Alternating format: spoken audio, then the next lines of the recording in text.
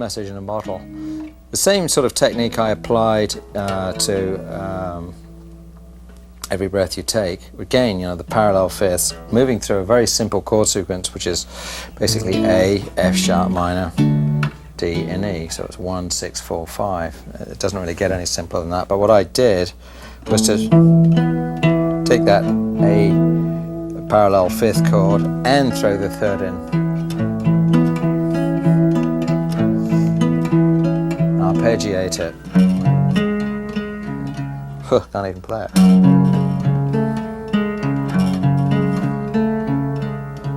Sometimes on that F sharp I do this. Put in the B there.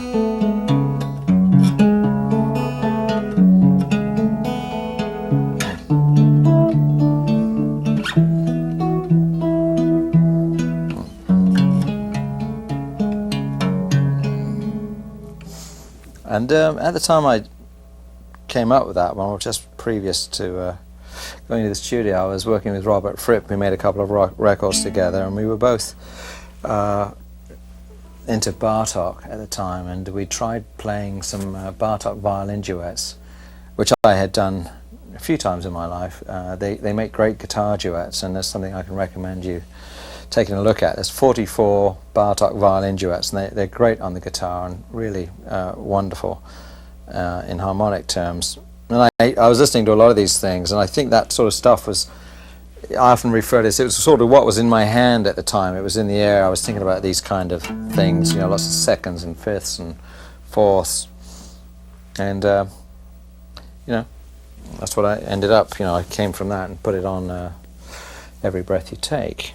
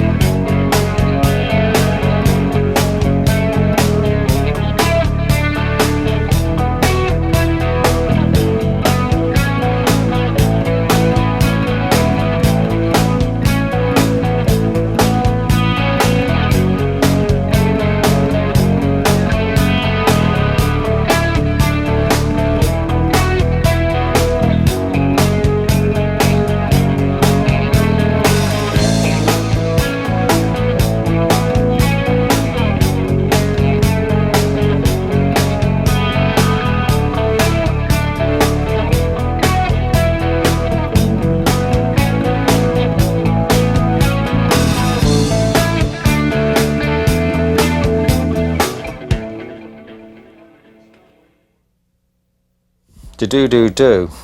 A little different, but I played this, I think, certainly live through an Echoplex a lot, and I get this sort of syncopated rhythm like this.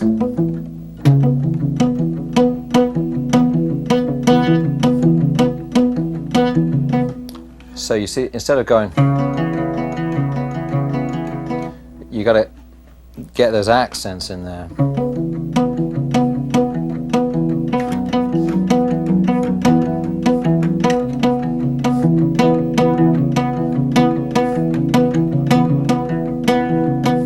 It becomes a really nice figure when you get the Echoplex on, providing a little rhythmic, the delays, so that they bounce off and create yet another rhythm. It starts to get pretty interesting. So that's the basic figure of do do do. There's another little bit. That's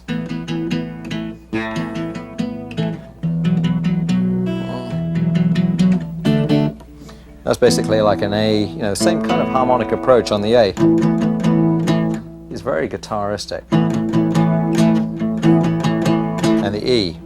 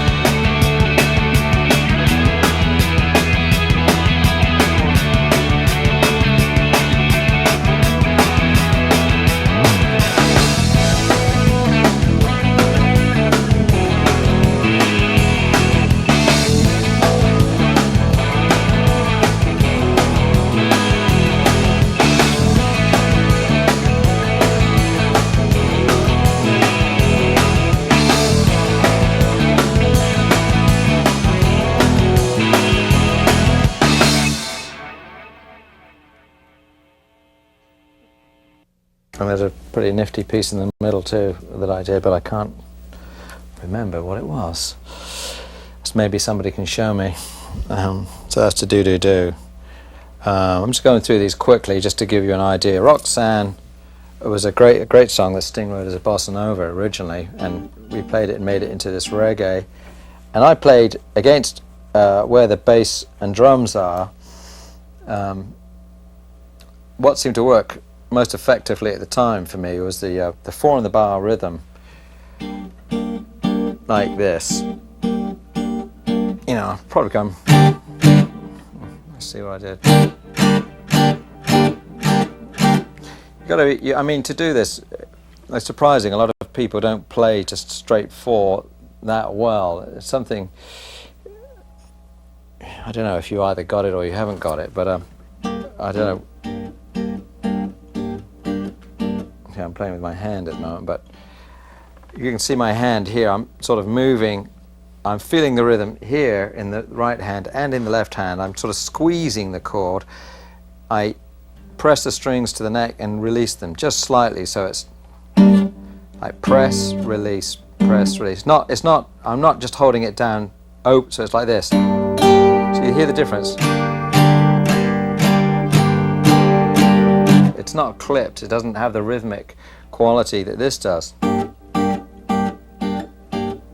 See, so you see I'm just naturally feeling it with two hands. So that's an important thing. If you start doing, it starts to sound pretty square. So the chords to Roxanne would be G minor, D minor, E flat major 7, D minor 7, C minor 7, F sus, G sus, bridge, C minor 7, F sus, G sus, G 7, C minor 7, F sus,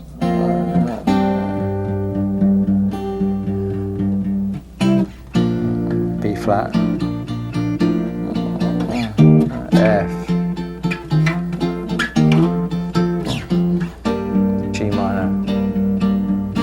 That's it. So it's just got to be played with the right intensity and rhythmic thrust.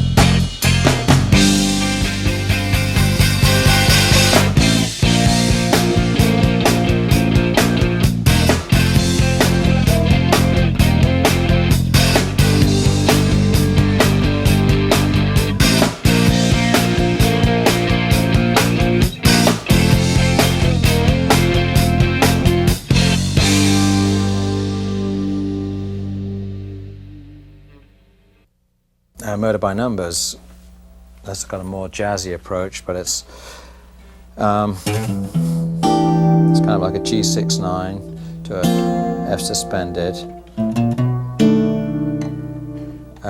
B7 sharp 9 to B flat major 7. Those are the chords. And it's played like this.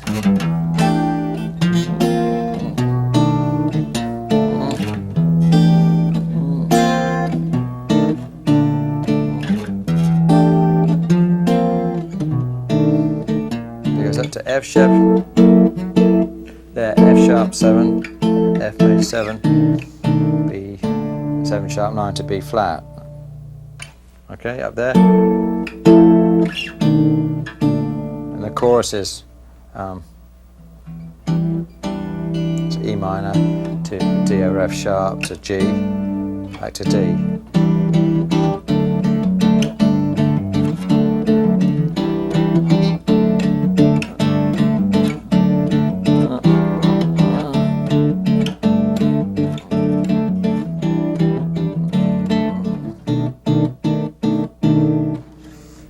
Okay, Murder by Numbers, that's a fun one to play. Here you'll see us on the video play it with the band.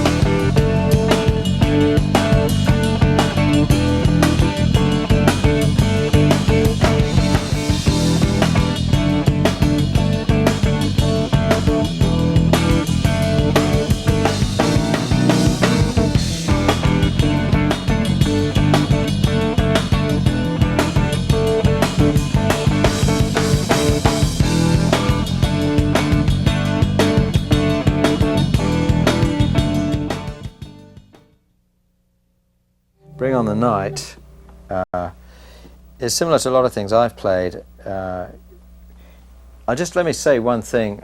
You know, I play a lot with my hand, and if you're going to play the guitar, of course, you want to be able to play with a pick. If you're going to play contemporary guitar, you really need to get your hand on the guitar. I play at least half of my playing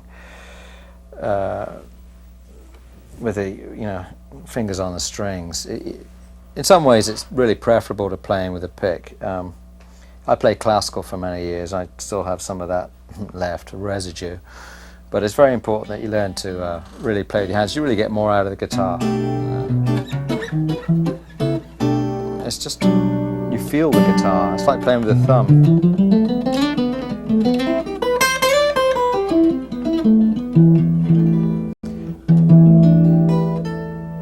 You know, there's times when, of course, you've got to use a pick. You know, if you wanted to, or whatever, you know, then you need the aggression that you can put in with a pick. And to play fast jazz lines, you can probably ultimately, well, I don't know if that's true. No, maybe you can do it.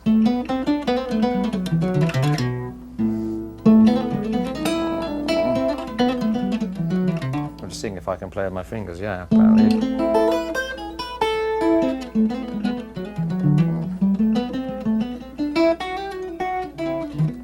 Yeah, you know, you've got to get it in your hands. It's not really the right guitar for that, but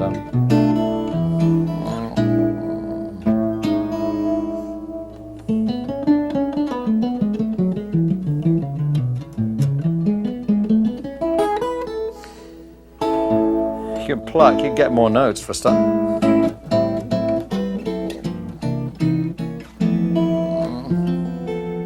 It's just very... Anyway, I'm digressing. What I meant to show you was, you know, playing arpeggios, and I played, you know,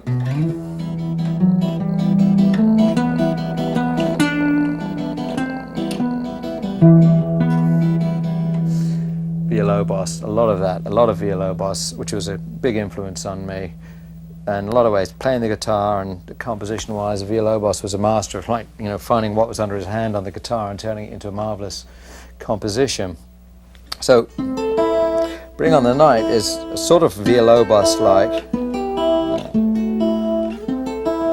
These little shapes, not only they're played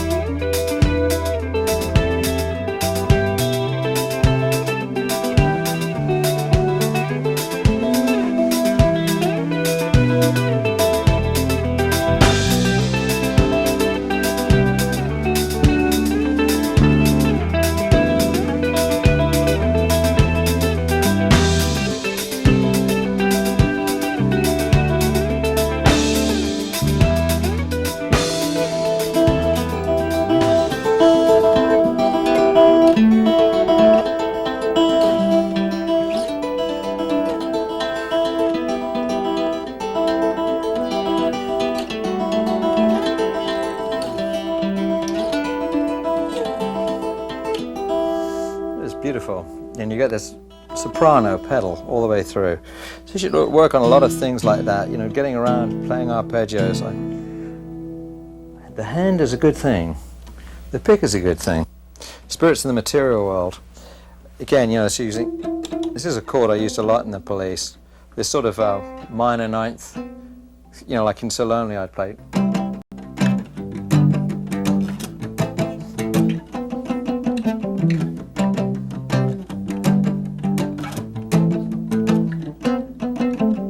See? Nice little stretch to practice. I'll try and get the 13th as well. Spirits of the Material World was...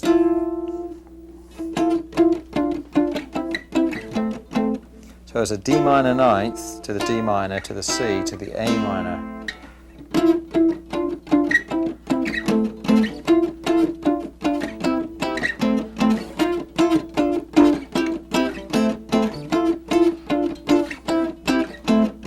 A lot of these rhythms, if you start to feel them, you'll find that you're feeling the in-between beat. So instead of just playing,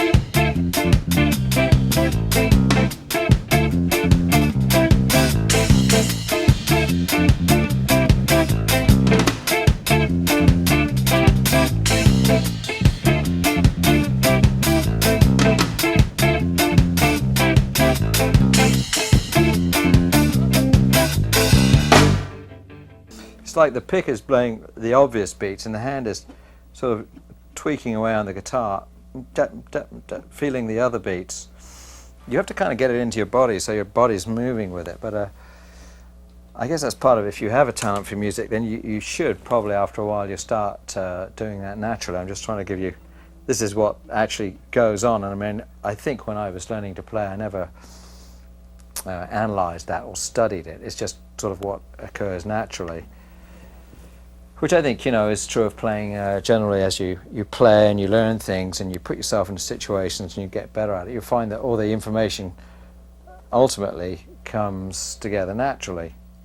Because on the one hand, you know, if you're giving out advice, you want to tell people to study and to learn properly and all that, and then the real situation is when you're on stage, most of it goes out the window completely and you don't think about any of it at all. But hopefully that spontaneity and improvisation is based on something, even though you're not really consciously thinking about it or analysing or at the time. At that point, hopefully you've got a nice grounding in all these things and you've practiced, and then when you're on the stand, it all comes together. The bandstand or the stage or wherever you happen to be. The railway station maybe, or prison maybe.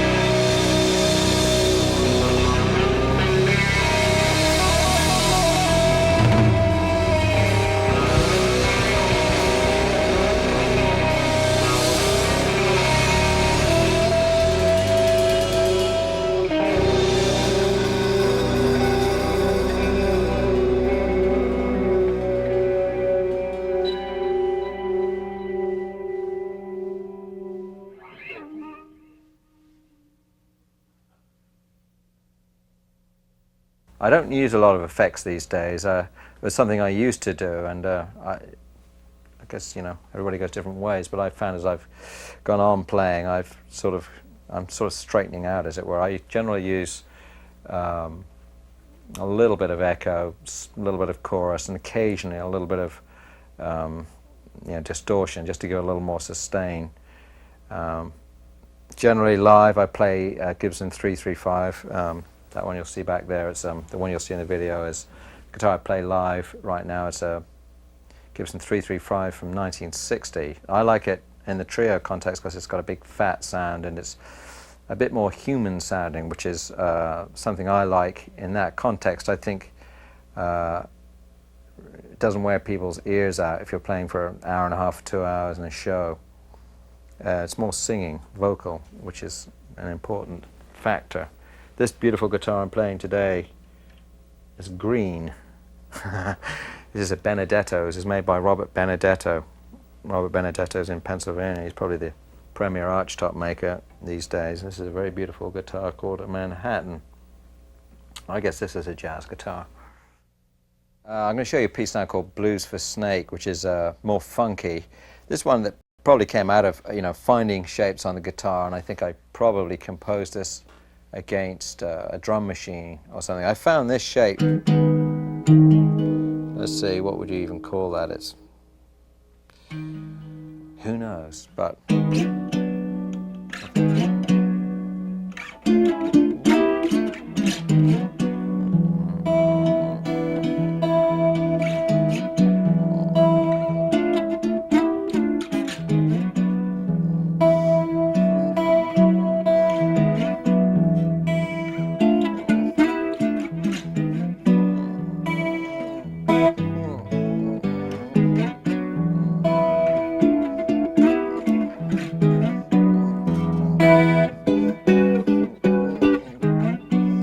I took the one shape and made a whole composition out of it, but it gave a definite mood, this sort of snaky, sort of sleazy, kind of Middle Eastern feeling, which I found very appealing. And you know, you played against a funky rhythm section, you start to have something.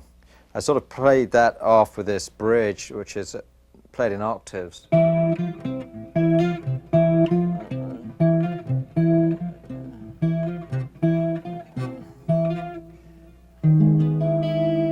That's kind of a weird chord to play, but I liked it.